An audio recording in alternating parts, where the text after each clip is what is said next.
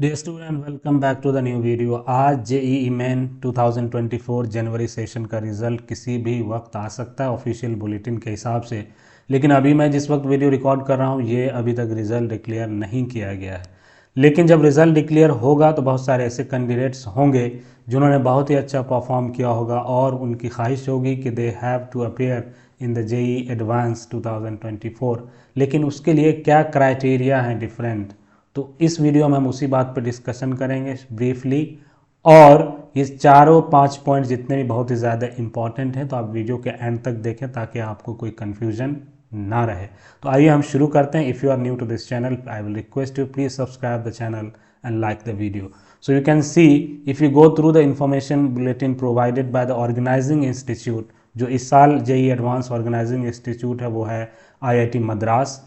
तो वहाँ पे आप देख सकते हैं details the eligibility criteria for the Indian nationals. अभी इस वीडियो में we will be only focusing on the Indian nationals and I will make a separate video for the OCI and PIO. So the first condition, the first point you should consider that all the candidates must simultaneously fulfill each and every one of the following criteria।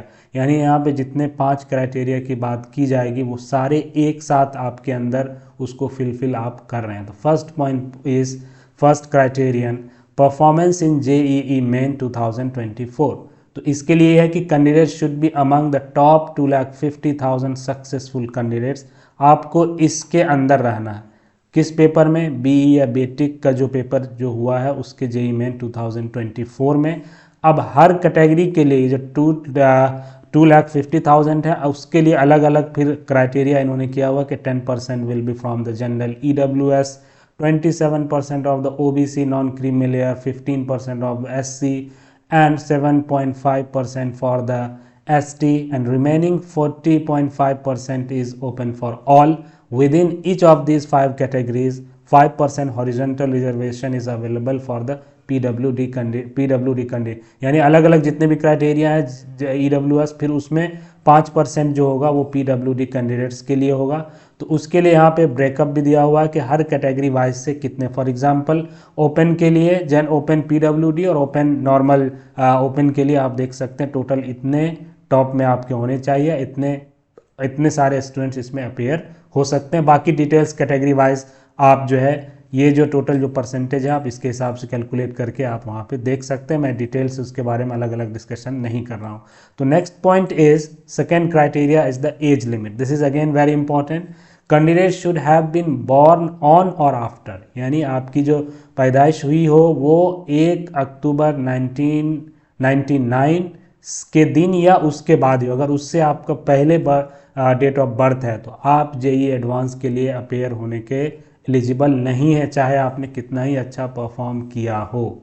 और फिर SC ST PW candidates के लिए कुछ अलग से relaxation दिया गया जो कि आप यहाँ पे देख सकते हैं। तीसरा क्राइटेरियन है number of attempts. A candidates can attempt JEE advance maximum of 2 times in 2 consecutive years. यानी आप 2 ही बार दे सकते हैं और 2 बार भी लगातार होना चाहिए। जैसे अगर किसी ने पिछली बार दिया है और एज वगैरह जो भी है अगर उसके हिसाब से फुलफिल हो रहा है तो इस बार दूसरी बार दे सकता है, या अगली अगर आप अभी दे रहे हैं और अगली बार देना चाहें तो कंटिन्यूअसली आपको 2 बार ही अपेयर हो सकते हैं। Criterion 4 is appearance in class 12th or equivalent examination, यानी बोर्ड एग्जामिनेशन।